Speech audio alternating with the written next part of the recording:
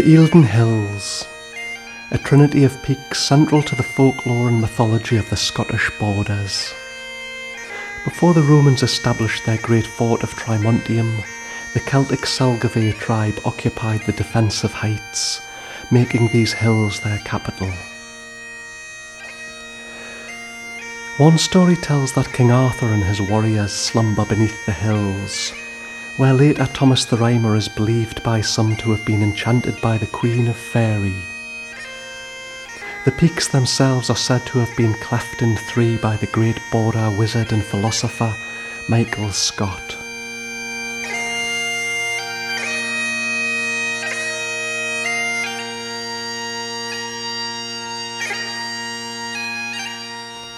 And nestled beneath the foothills of the Eildons lies the village of Melrose, with its great Gothic abbey, founded in 1136 and built in the form of a St. John's cross.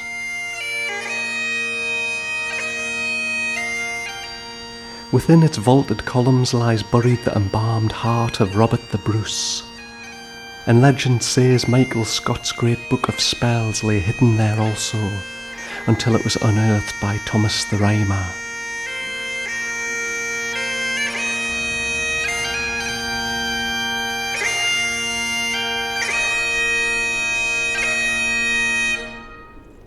The stonemasons and architects who built the abbey were lodged at the nearby village of Newstead, reputedly the oldest inhabited village in Scotland, a fact which is probably true on account of the vicinity of the Roman fort, and that a population is recorded as living there from 650 onwards.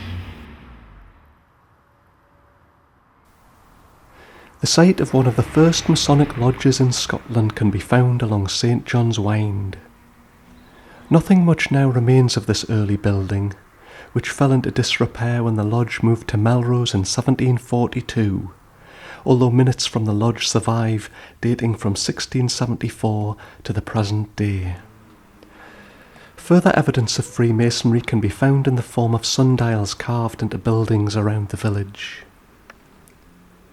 St. John's was the last independent lodge to join the Grand Lodge of Scotland in 1891, and today in Melrose it preserves a unique event in Freemasonry, the Mason's Walk.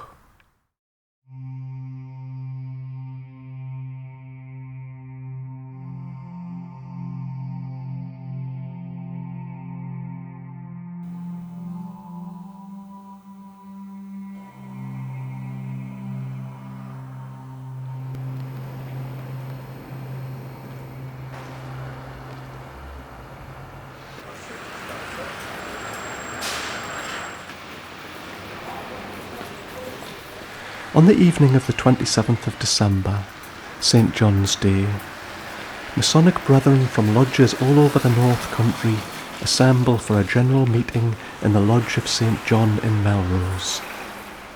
Afterwards, top-hatted and in full regalia, they gather outside the George and Abbotsford Hotel to light a torch from a burning brazier before setting out on a solemn procession accompanied by a band of pipers.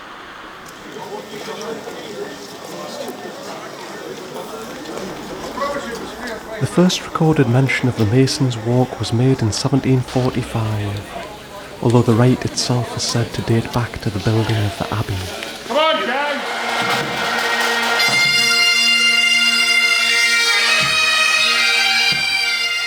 At the head of the procession walks the Tyler, with a drawn sword, then the Bible bearer, who walks alone.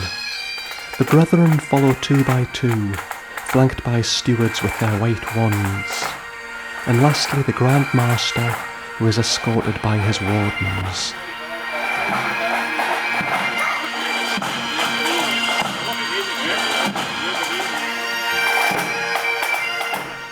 The procession proceeds up to the market cross in the town square, where the Masons encircle the cross 3 times in a sunrise direction, with their flaming brands burning bright.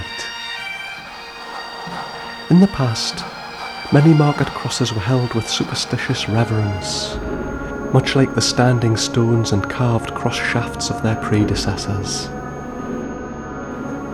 Records of market crosses offering powers of sanctuary exist. To touch a market cross was to bind and seal a deal in oath, and it was commonplace to garland crosses with flowers and holly on special days. Some crosses were believed to hold curative powers, and in the Middle Ages attracted pilgrims from afar. Ghosts of forlorn lovers are often said to haunt a market cross, and instances of corpses being carried 3 times round a cross in a sunwise direction is common. From the earliest times, great power was attributed to the number 3, and many Scottish folk charms associated a 3 times sunwise direction with good luck and as a counter for misfortune. More powerful still was 3 times 3, and at one market cross to make a 9-fold circuit is said to summon the sound of ancient battle. This connection with the spirit world is further illustrated in a local tale, where the fairy folk are said to make their appearance at Miles Cross on Halloween. At the Hampton Court Conference in 1604, arguments against crosses are recorded, but to remove a cross was to invite grave misfortune to those who cast it down. Superstition seems to have surrounded the socket holes of removed crosses. The water that collected there was often revered, and sometimes newlywed maids would leap over a socket for good fortune in wedlock.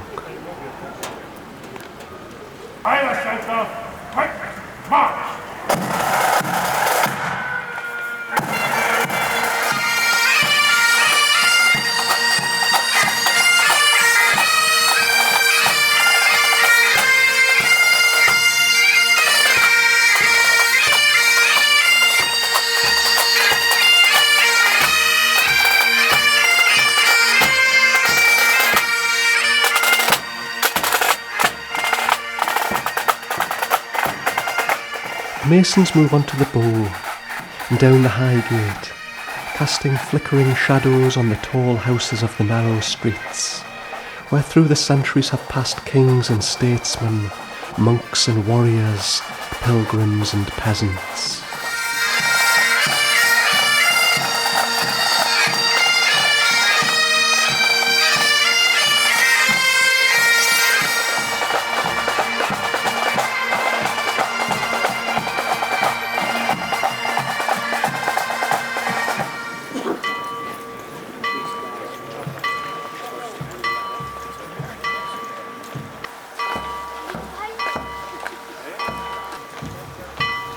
The ceremony continues as they enter the ruined abbey and walk again 3 times sunwise through the vaulted columns before halting in the chancel to deliver speech and song.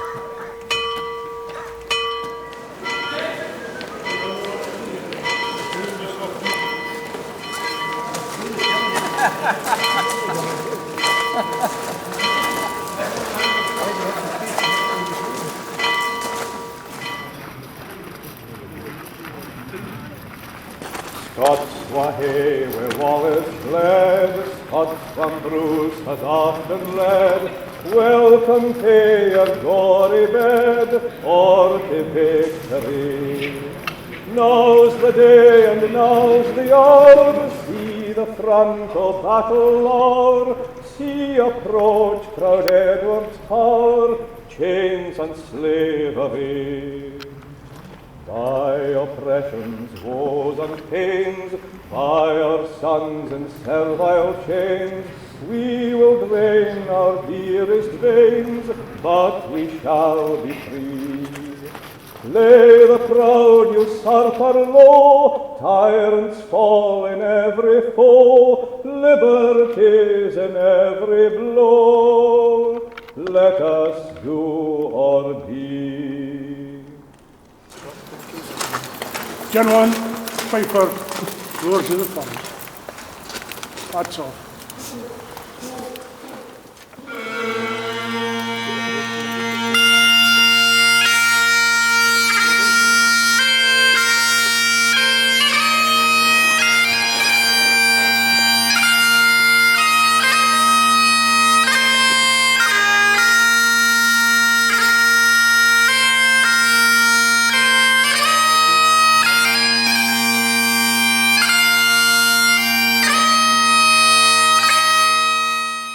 Right Worshipful Master, distinguished brethren, ladies and gentlemen, I am conscious of the honour that is mine in being invited to make this oration today in this very ancient and holy site, and I thank you, sir, for that invitation. We are assembled to honour the memory of our patron saint, St. John the Evangelist, and to pay tribute to those skilled masons, craftsmen who laid the foundation of the Order of Freemasonry. Should all acquaintance be forgot and never brought to mind? Should all acquaintance be forgot for all mankind? For all mankind, my dear, for all mankind, will time come, oh kindness yet, for all mankind.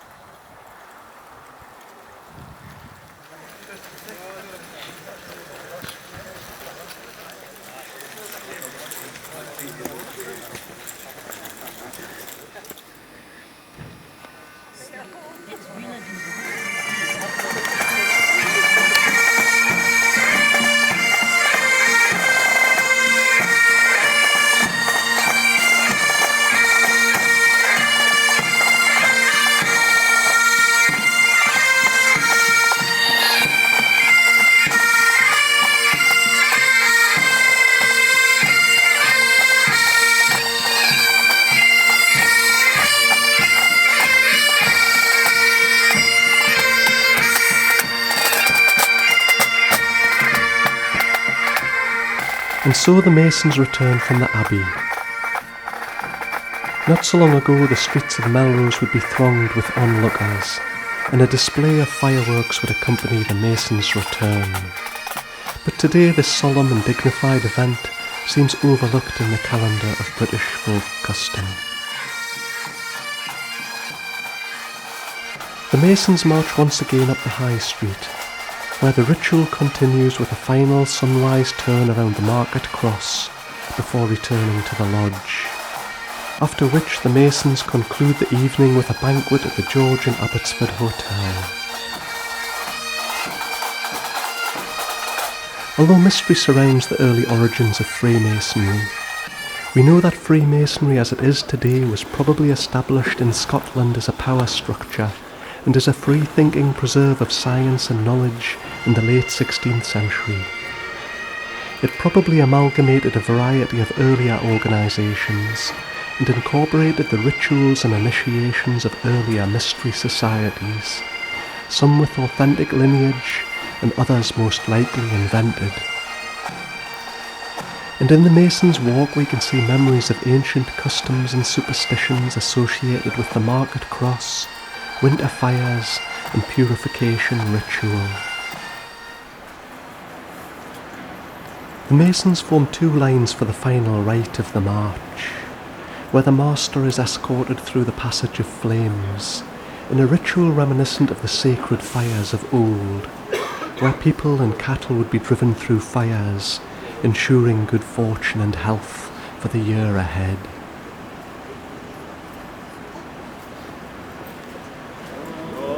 Save our gracious Queen, long live our noble Queen. God save our Queen. Send her victorious, happy and glorious, long to reign over us. God save our Queen.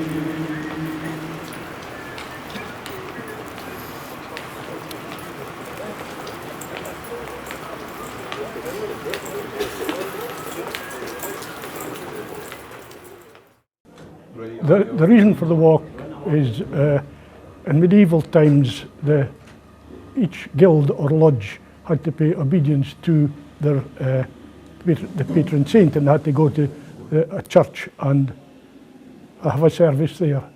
And it just followed on from there. The first, it obviously was taking part in Melrose, but we have no records of it until 1745, when the first recorded walk. But from that minute, it's quite clear that it must have been going on for some time before. And that's when we've just kept the tradition going. There's been several attempts over the years to stop this. 3 times round. The Abbey had been a pagan, but it's always been outvoted every time they've tried it. 3 times round is obviously pagan, but so it's been going on since medieval times. It has to always be on St. John's Day, the 27th of December. If the 27th falls on a Sunday, we go to the Saturday and hold it then, because we can never hold a Masonic meeting on a Sunday. The lodge was first in Newstead. Well, possibly the first lodge was in the Abbey precincts when they were building the Abbey in 1136. But they built a lodge in Melrose, and we understand that Robert de Bruce granted a Petrus de Mine the site at Newstead, and he built a house which was built suitable as a lodge as well.